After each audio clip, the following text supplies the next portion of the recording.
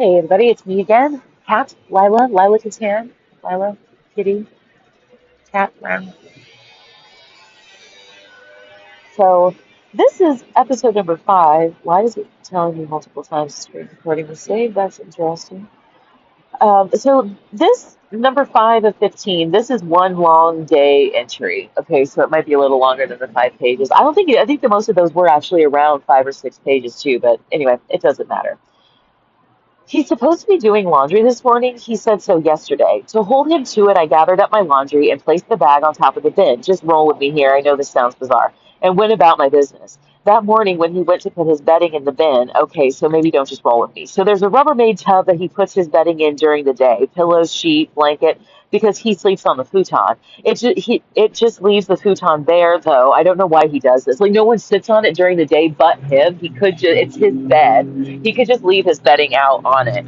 But I guess it's because if people were to come over for some reason to visit, then the futon's there to sit on, and then my bed is there as a bed. And because I had this like full size, and then it looks like we share a bed. Oh God. Okay. Anyway, whatever. There's this Rubbermaid tub that he puts his bedding in during the day. It's not like it's a sofa bed that needs to be rolled back up or something. Anyway, getting back on track. When he does laundry, this is the same bin that he uses to take the laundry down. So then he takes his bedding out and leaves it on the futon and then uses it as the laundry bin. So before he does it, I just have my bag of laundry because I keep my laundry in a laundry bag. Anyway, yeah, so during the week, I put my laundry into a laundry bag, which he then throws into the bin. I know, don't shoot the messenger. Everything that happens here is inefficient. Never underestimate the ability of a stupid person to make everything incredibly overcomplicated. I feel like that's just really good advice, too, right? Never overestimate the ability of a stupid person to make something really overcomplicated, which is kind of funny, like going back to the fact that the tax code is like 14,000 pages long. Right. But they allegedly already know what everybody owes in taxes, but then we also have to just do it on our own anyway, right? That whoever came up with this wasn't that bright to begin with for whatever reason, right? All of these elected congresses that we have elected over the decades and decades, right, haven't necessarily been the sharpest tools in the shed. But that's a whole argument for another time.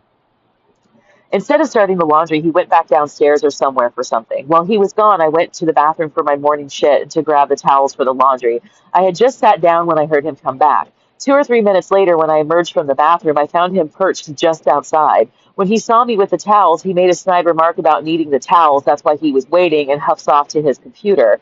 He proceeded to open it up and spent the next 30 minutes or so on Facebook fucking around. For someone so bent on getting the towels out of the bathroom, he sure wasn't in any hurry to go start the laundry, right? But it was an excuse and an opportunity to get huffy with me. That's about it. This is a pattern of behavior with him that is somewhere between OCD and just being a prick. He seems to think I'm dim-witted, absent-minded, and completely irresponsible, not to mention like blind and deaf, right? When he does something dumb, it's no big deal, but if someone else makes a mistake, they can never live it down. Take, for instance, his newfound love for going back downstairs every night around 7 or 8 p.m. to make sure that Jane locked the door. I wonder how many times since she forgot once in the almost 3 years I've been here, he's gone down there and the door was locked. I wonder if he'll ever stop. Before you say that sounds like OCD, just know that he's seeking a reason to be a bastard to someone. And it's like, and it doesn't sound like OCD at all. Like, so what I'm saying is like one night he went downstairs for some reason, like, oh, I forgot to get the mail today, right? He runs down to get the mail or something. And noticed that she forgotten to lock the door. And now he thinks he needs to check it every night because God knows how many nights she's actually forgotten to lock the door. So there was one time, God, this is probably the story I'm about to tell anyway. There was one time, I don't even remember what happened, but I got distracted somehow, like while I was making breakfast and I kind of overcooked the bacon. And for like months afterwards, until I finally turned and bit his head off about it, um, he was like, every time we would have something with bacon, he'd like, be careful, don't burn it.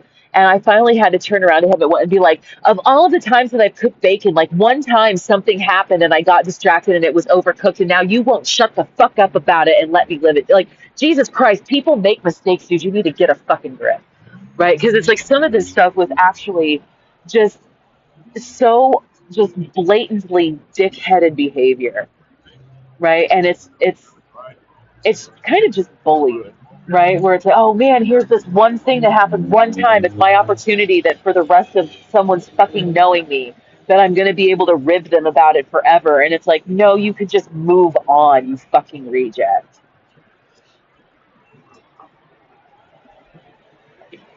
I'm sure you've all encountered those people, especially if you're smarter than average. The ones that relish any time they score a higher grade than you, finish a test faster than you, catch you in a mistake or being forgetful, or basically just being human and yet failing to be better than them at something.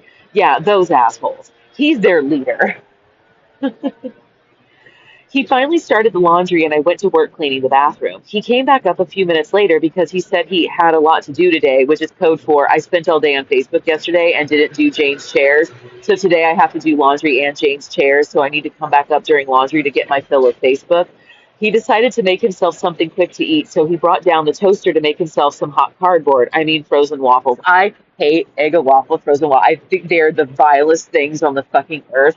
And like, if you like or love them, like that's cool. I get people must, right? They're popular, but for me, I'm just like, dude, these things are whack. Okay. I actually did, because sometimes like I do surveys for money stuff, and one of them was about like the new marketing campaign for Eggo waffles, and I am the wrong person. Oh my God. Oh my goodness. I'm like, I don't care how happy you make that little kid look, I will never buy this shit. Anyway, I think I mentioned that over the course of the first time and currently this second time that he has purchased these, that he seems fascinated by the fact that I don't want to eat them.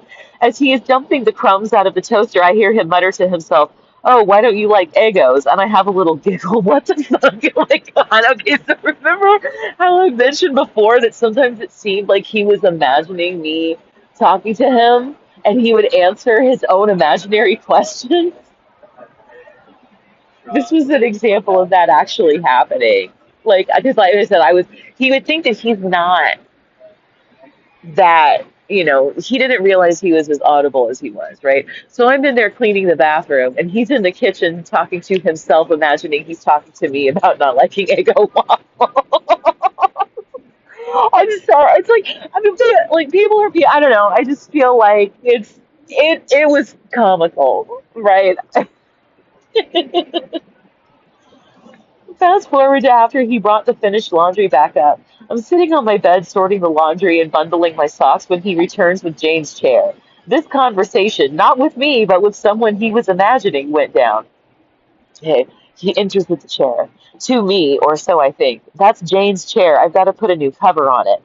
Takes chair into the closet to put it out of the way. Nah, it's no big deal. I've done it before, he says to someone, on his way out of the closet and out the door again. I can do it later, okay?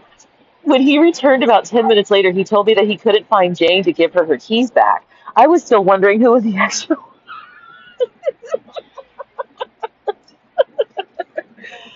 I was still wondering who in the actual fuck. Oh my gosh, where was I at? Okay, who he imagined was so interested in his activities. He went back downstairs to try to find Jane again not too long after that Facebook break, and when he returned about an hour later, he told me that they had finished everything downstairs. They were getting ready for an inspection, so they cleaned out the bookshelf, got rid of some of the rubbish in the kitchen, that sort of stuff. He sighed and mentioned finally being able to take a break. I have no idea what he thinks he is doing on Facebook that's so all-consuming and tedious, but it involves making posts that are typed in all caps and reference a shutdown that has been going on for over a year. It is not a reference to the current government shutdown. It is something that he has been ranting about mindlessly for a long time. Whenever I have caught a glimpse, and from what I can ascertain from the names of documents on his desktop, he has a conspiracy theory about something entirely unintelligible. I'm actually kind of scared. So he had all these files with weird names that I can't remember off the top of my head, but just strange, like, topics that he'd been researching that just seemed completely disjointed, right? And so then add that to, like, now he's actually, like, I'm privy to conversations he's having with no one and stuff that it's,